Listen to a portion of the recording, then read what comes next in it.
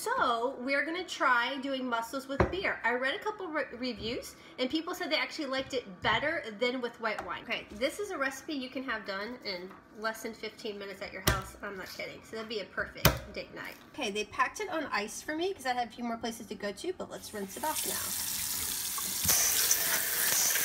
Okay, so this is just over a pound of mussels. So that's a good size for me. And you want to look through them and make sure that they are all closed, because if they're closed, they're alive. If they're open, they're dead. And I'm using a red onion because I have a red onion and I don't want to go bad, but you can use any kind of onion you want.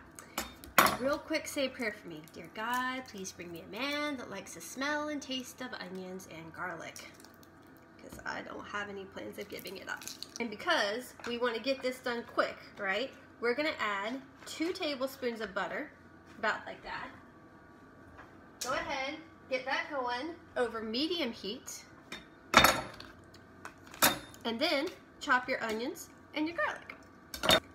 And although I do not have a date, I did go to the DMV today. Yeah. So I feel like I can treat myself a little bit. And the butter is calling my name.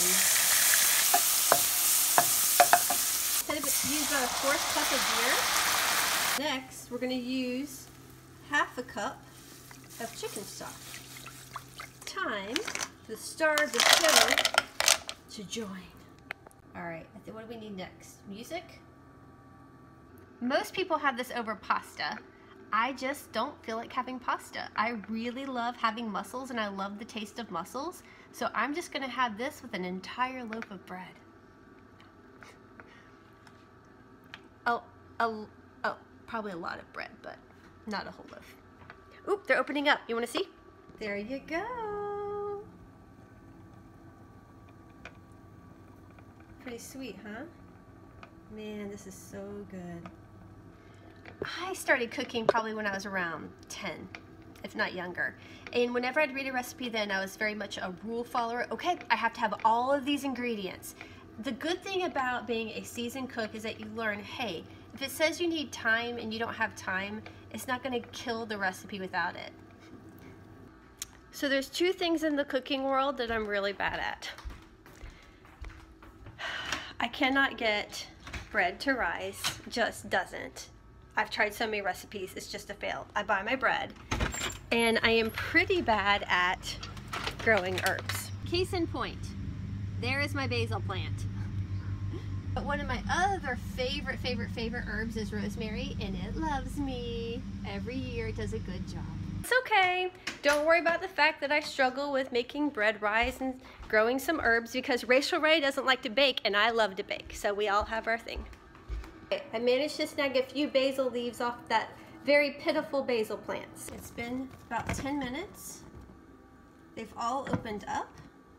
If there's any that don't open up, then discard them, throw them away. Okay, this is what you call real life. Because I was like, wow, this really didn't taste like last time. What did I miss? The heavy cream. You're supposed to add heavy cream. So, all right. How to adapt in real life. Here's what we're gonna do. I'm gonna turn the oven back on, like medium low, because everything's already cooked. I'm gonna pour the heavy cream in now. About a 1/4 cup. I'm gonna put it back on, and then it'll taste right. Now it tastes like it should. Okay, don't forget the heavy cream. Okay, date night. Have your favorite thing to drink. Have this really good meal. I mean, if you want to finish the rest of the beer, you get to finish the rest of the beer. Or have your white wine, if you're a white wine person, or red wine, if you're me. And then do something unusual. If you don't normally sit at the dining room table, sit at the dining room table. If you normally have the TV on, then put the TV off. Like, if it's going to be date night, make it like a date night, since you can't go out anymore. Can you imagine going out for a first date right now and showing up with a mask on? Talk about first impressions.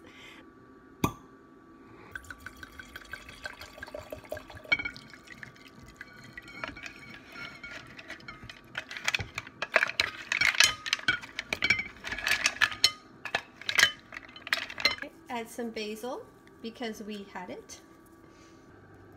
Okay, one more thing.